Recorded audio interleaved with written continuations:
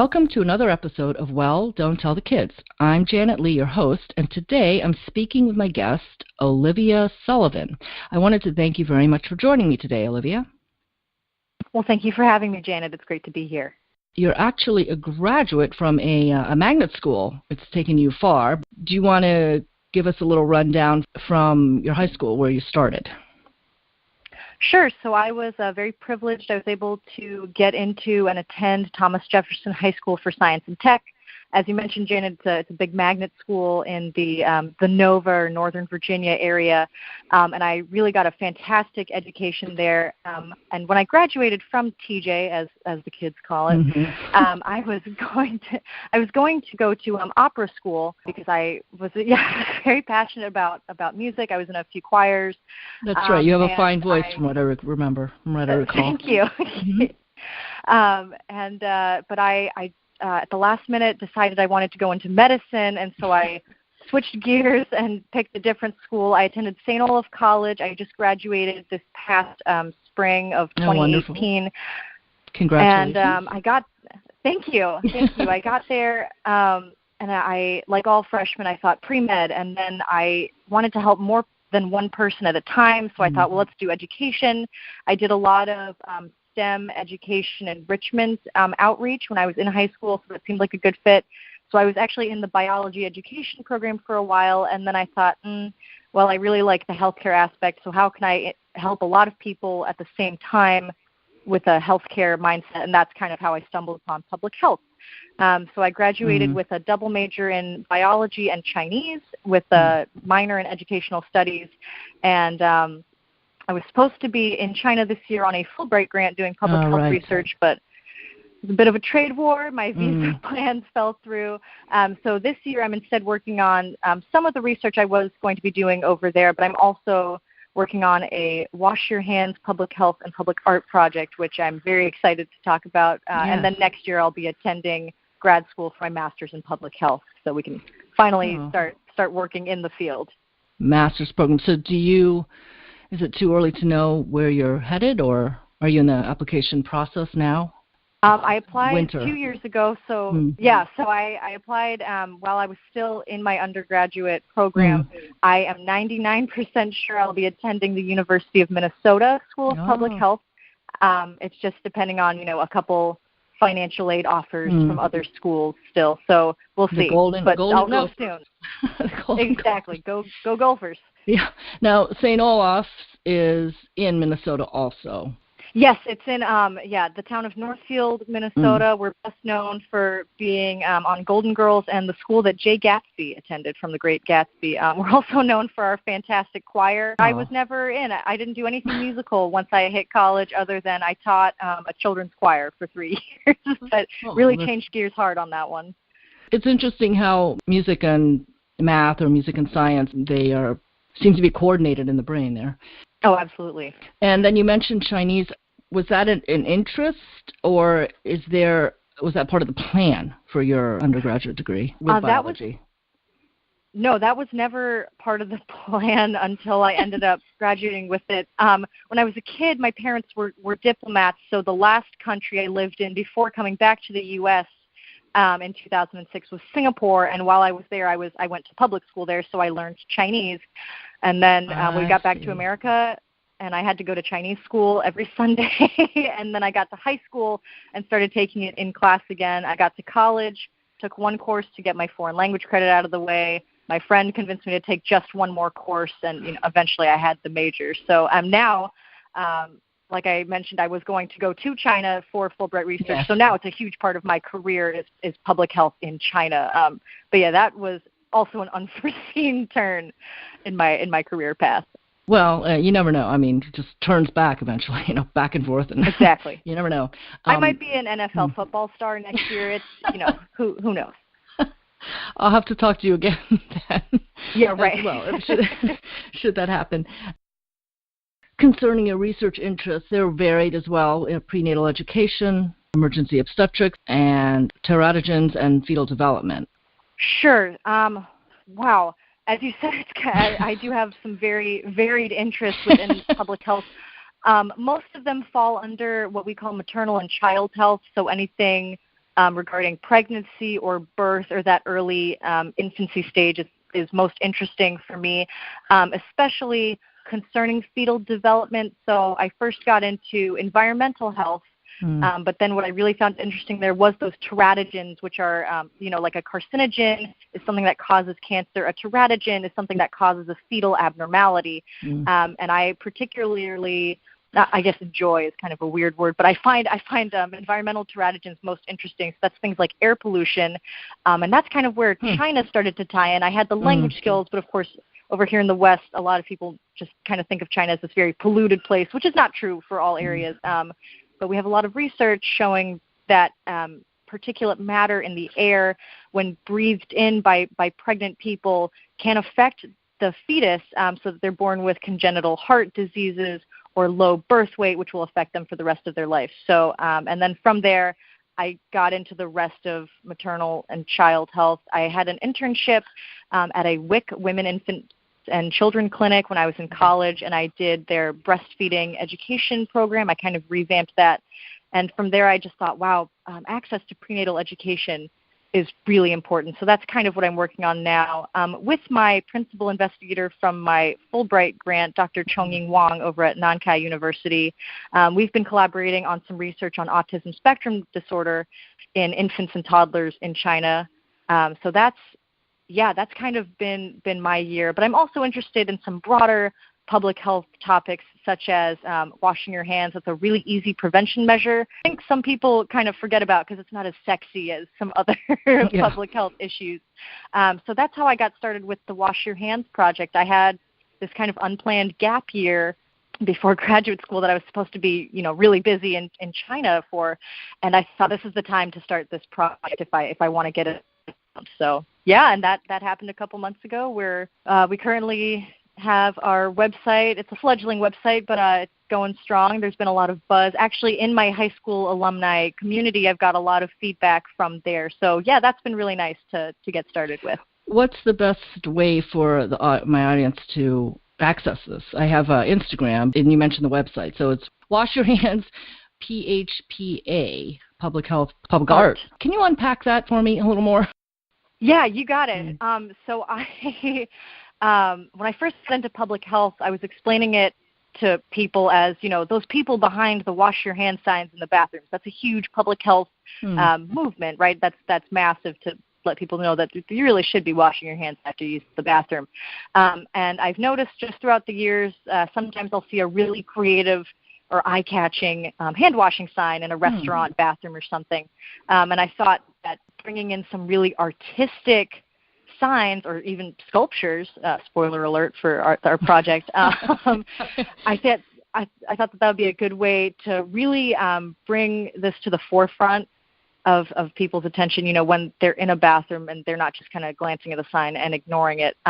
So that I am not an artist by any means. I mean, I do a lot of knitting in my free time, but I don't know a lot about art. But so I started looking up this field of public art, and it's what it sounds like. It's art in public spaces that's meant to make you think and make you question things. And so this project, the Wash Your Hands project, is really a merging of public health issues in a public art gallery setting, because the gallery for public art really it's out there in the open. It's not contained in a museum. So that was the starting point for this project, just that idea that we could merge these two together. Yep, washyourhandsphpa.com, and on there we have links to our Instagram and our Twitter. We have a blog, and then the two main components right now on the websites, we have a Wash Your Hands Northfield Gallery and a Wash Your Hands Global Gallery. So Northfield, Minnesota is my college town. For my undergraduate institution. And in Northfield, I'm working with some local artists over the next couple months, and they're going to be creating some customized hand-washing art for some of the local restaurants. So it's a real way to bring the community together. I'm super excited for it. so it's going to bring the community together to keep the community healthy, and then we will so there'll be a gallery of the art at St. Olaf College, and then it will go into the restaurants for a certain amount of time. But as that project gets going, we just had responses back from 4 participating restaurants with 2 bathrooms each, so our artists are going to be creating that art. Yeah, they're going to be busy, and they're going to be working with these restaurants to kind of customize it to that restaurant's feel, their vibe, and then we'll be installing them. And like I said, that public art space, the galleries, the bathrooms. I don't think most people think when they use the restroom in a public restaurant, oh, this is where I'm going to go take a gander at some art. But that's kind of our goal here. Well, I can't wait to see that. I'm sure it'll be on the media. I'm excited, accessible. Yeah. If you can't wait to see the Northfield Gallery, we also have the Wash Your Hands Global Gallery, where people from around the world can submit pictures of hand washing signs from bathrooms if they think they're creative or funny or anything like that. So we currently have about 15 submissions on our global gallery from 4 countries across 3 continents, which I was amazed by the really sudden influx. Most of those are actually from people that went to Thomas Jefferson High School for Science and Tech that feel that this is a really important issue to bring to people's attention. So I have a lot of submissions from alumni around the world, which has been great. That's wonderful, and that is such a service to raise that profile of this particular issue. And I wanted to just have full disclosure here. I submitted one. Yes. Anyway. And I also wanted to ask, can you just touch upon maybe some of the statistics or the science behind? Absolutely. So most countries, states, or even counties within states have public health department websites. And if you just Google, even for your own county, any sort of website for that, you'll see that washing your hands is almost always cited as the number one measure that you can take to prevent yourself from getting sick, or more importantly, preventing the spread of those germs to other people. And according to the CDC, some statistics from 2012, only 71% of people say that they wash their hands regularly, as recommended when you're done using the bathroom or before you cook or eat, but 58% of people have seen others leaving a public restroom without washing their hands. So I'm not saying that people are kind of fudging their own data, but there's a little bit of a discrepancy there. So a lot of public health departments, they will make their own hand washing signs that they will send restaurants for free, because most but not all counties in the United States require restaurants to post hand washing signs in the bathrooms. Now in Minnesota, there is no law requiring you to post a wash your hands sign in a public bathroom, but you need to have them in kitchens. So that's one discrepancy. Whereas out here, I'm living out near Seattle right now, or the city of Seattle has their own codes that are even more stringent than the rest of the state. So, it's a very varied policy, but I think in general it's pretty good practice to wash your hands after using the bathroom. Yeah. Actually, I have a guest coming up, and in his something that he wrote, he talks about hand washing in hospitals. And he said that they ran a controlled experiment, but they had basically a signage that every time you washed your hand, it would show up, the different departments, and it increased the compliance for hand washing when the percentages, like it was an immediate feedback that, oh, you washed your hands, great job, ding, and it went up. So, yeah, that's something you might want to think about. I hope that does a lot of good. I like the ones in one restaurant, it was like, employees must wash their hands. It's not a bad idea for you all either, like for regular people. Exactly. And humor is a great way to get people's attention. So even something as simple as adding an extra line to employees must wash hands, I think that really gets people's attention and makes them want to maybe comply with that message a little bit more. So true to form, you have many interests in general. And when you touched upon the public health project of yours, knitting, and I think you trained to be an EMT.